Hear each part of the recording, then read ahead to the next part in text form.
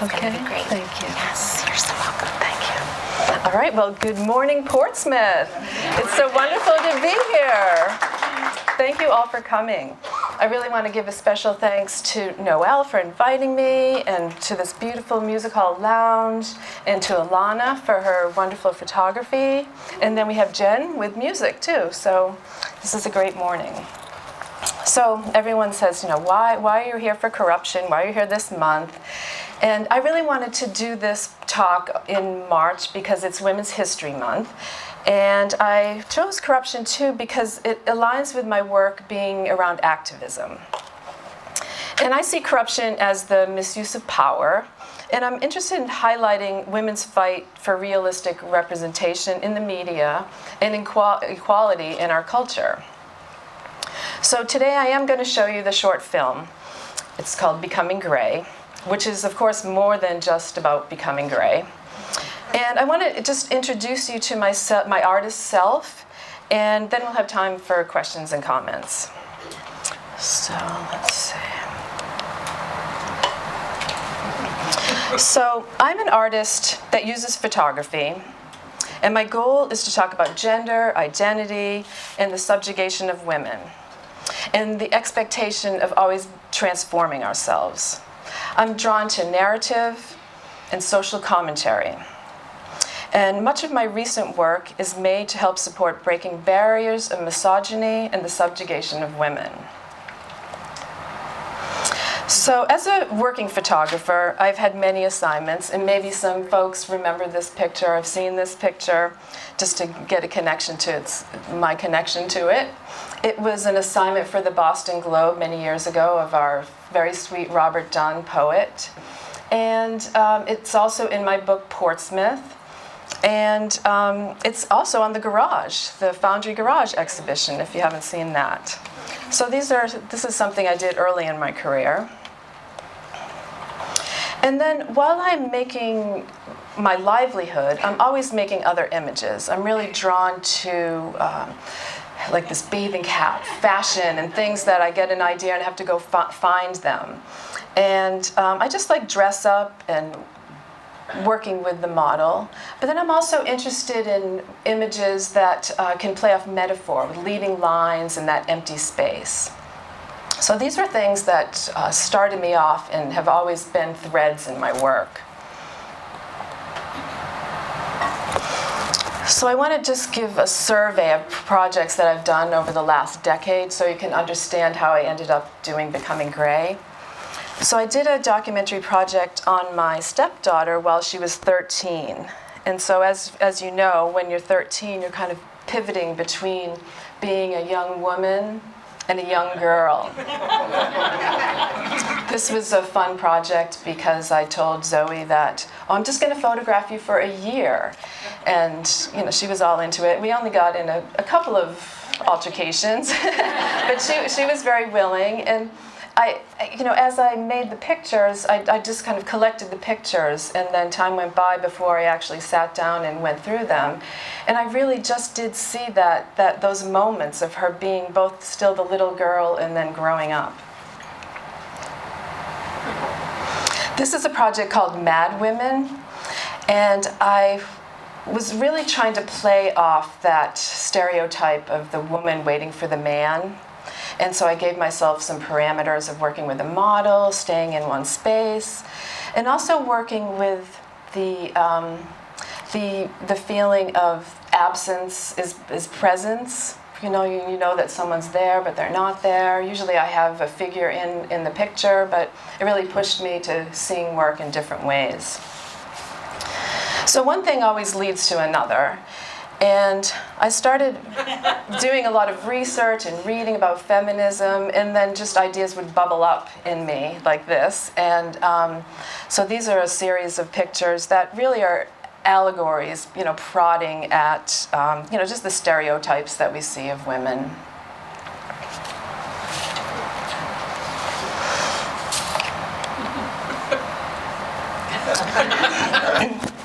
And then this is called Mr. Mrs. I find myself starting to think about gender and identity, and that men do dress as women, and it's just more acceptable for women to dress as men. And so I wanted to sort of blur those lines and make pictures that maybe when you first glance at it, you think of it as one thing, but then you get closer and then you think maybe it's something else.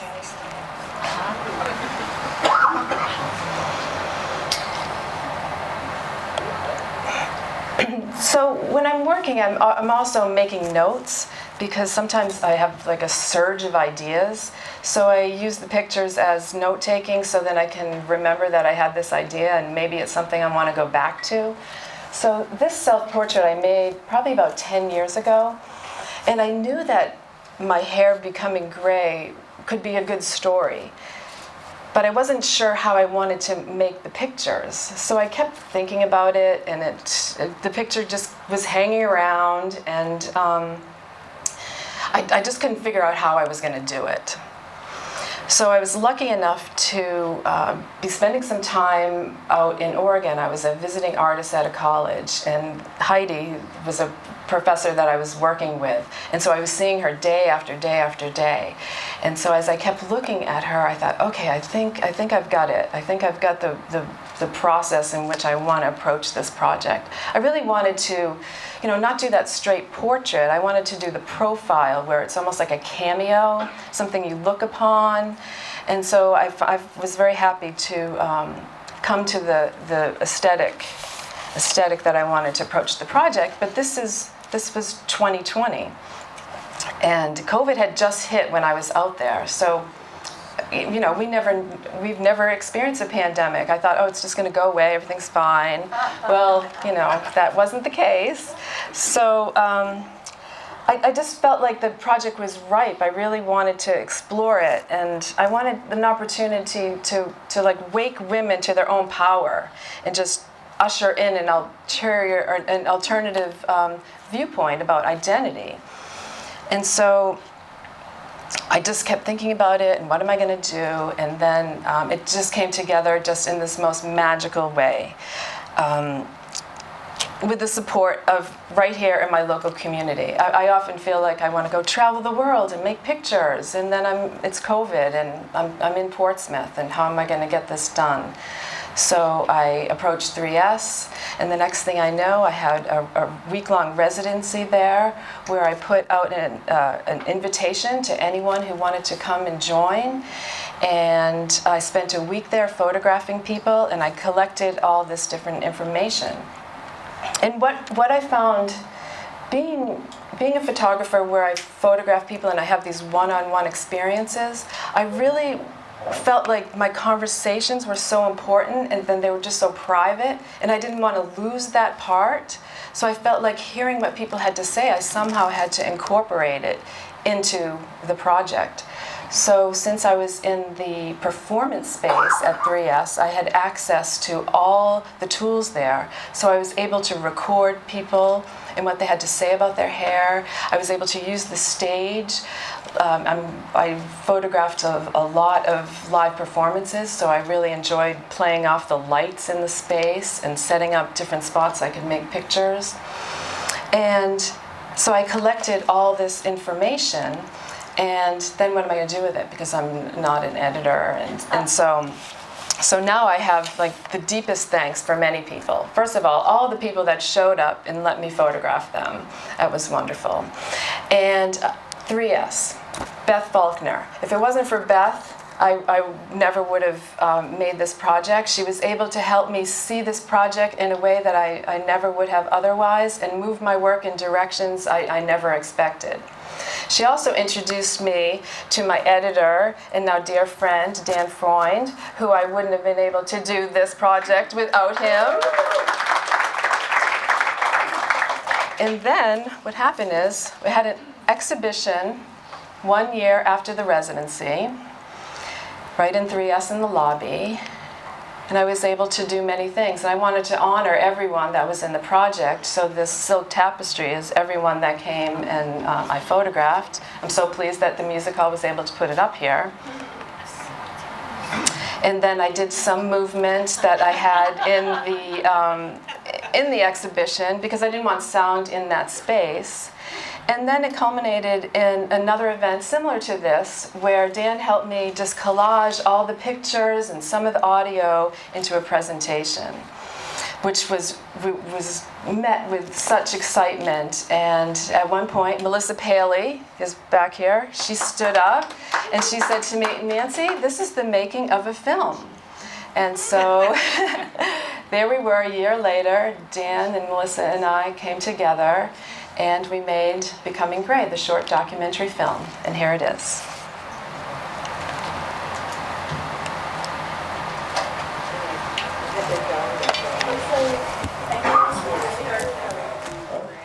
And I realized that I had a little bit of gray hair, and I missed that transition in my life. I don't know when it happened. And so it really started me thinking, like, I'm glad that I went through this. I don't shave my head down. I'm glad I am embracing this kind of thing, getting older. I was still in my 40s. I'm only 54 now. And I just started growing it, and I haven't cut it since then.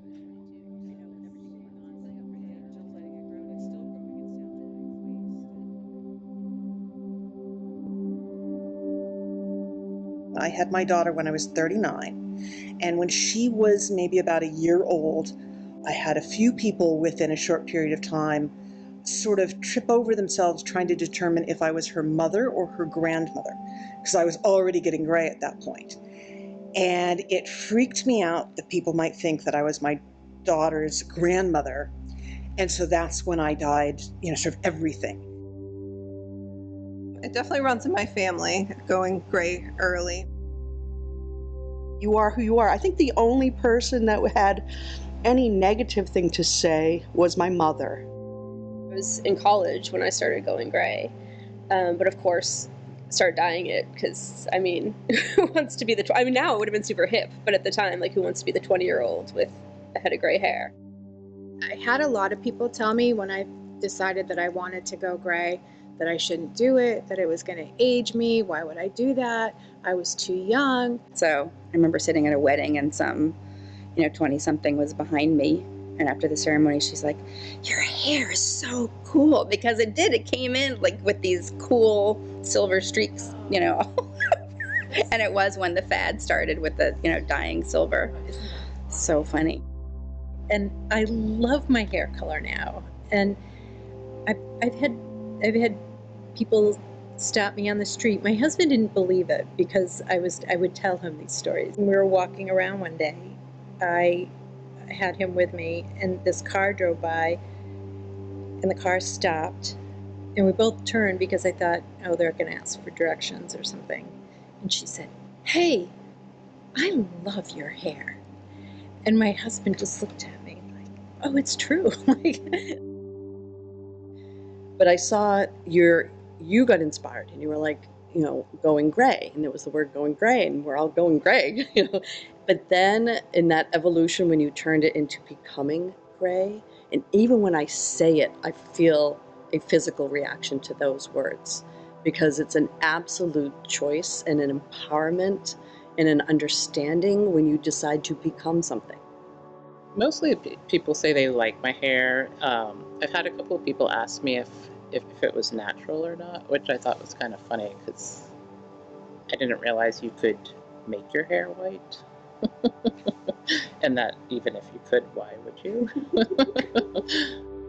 Oh yeah, there's this photographer and she's doing this project with gray hair. And he was like, "You don't have any gray hair." I was like, "Oh, I love you, but yes, I do."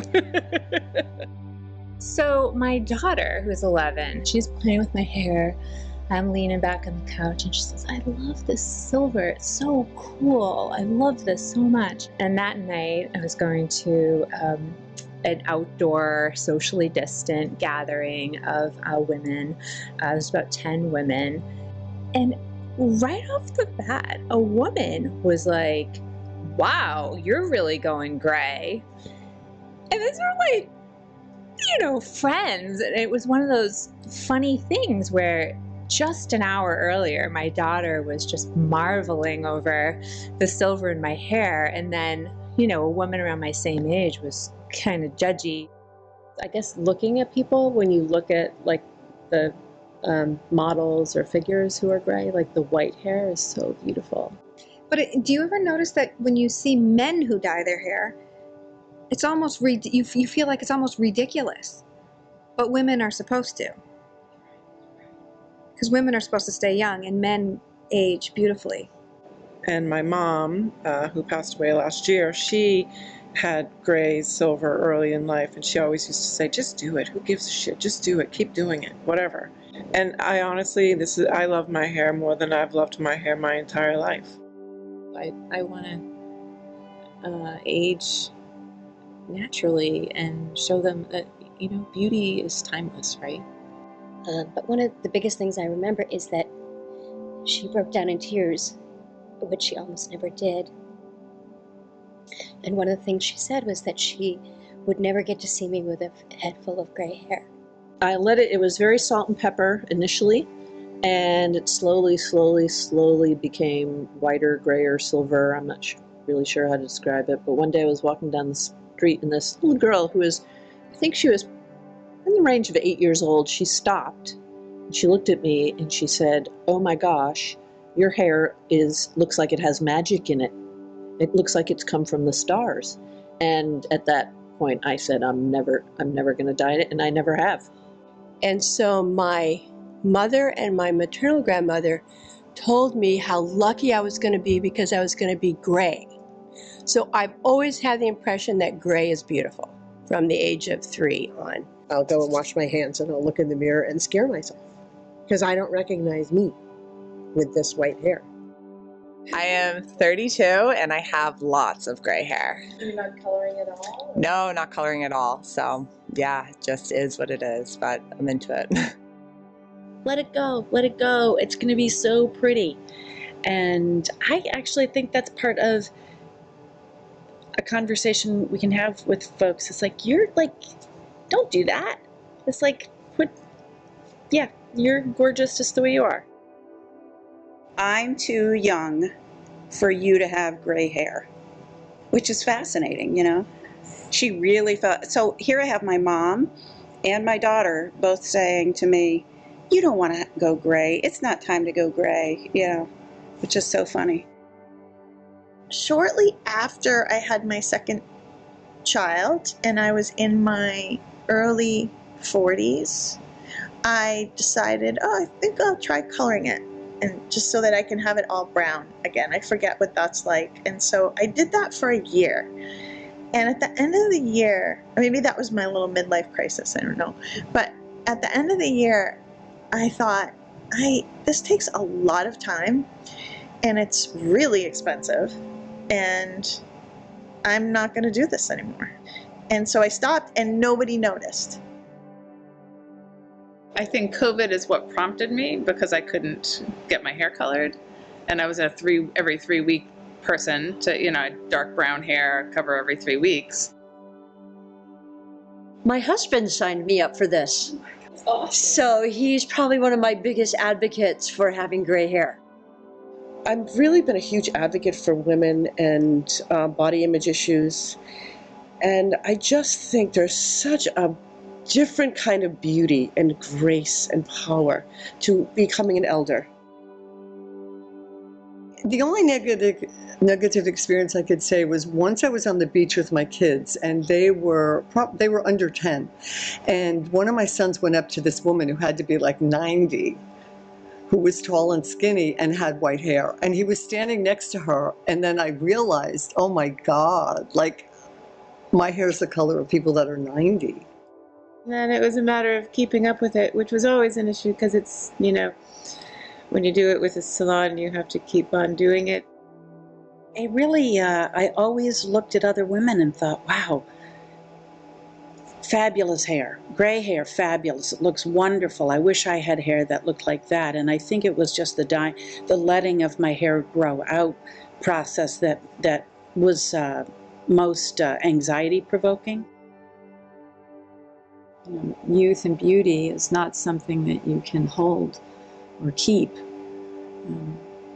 And certainly a lot of women that I'm seeing, I saw two very beautiful silver-haired women having lunch as I walked in, and I thought, oh, I wonder if they just had their portraits taken, or am I just seeing more silver-haired women out there now?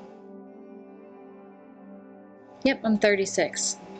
I used to dye my hair in my 20s, all sorts of natural colors. I never really did anything super crazy, but I had dark browns and blondes and anything in between. And I think I started noticing grays when I went really dark one time and the roots started coming in. And that was probably when I was 24 or so.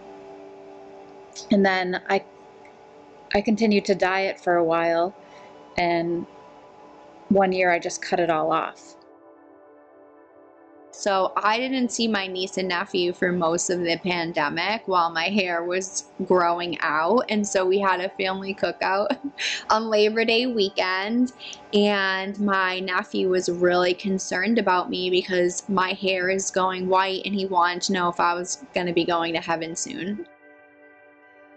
I don't like going to a salon. It doesn't seem like a fun pastime to me.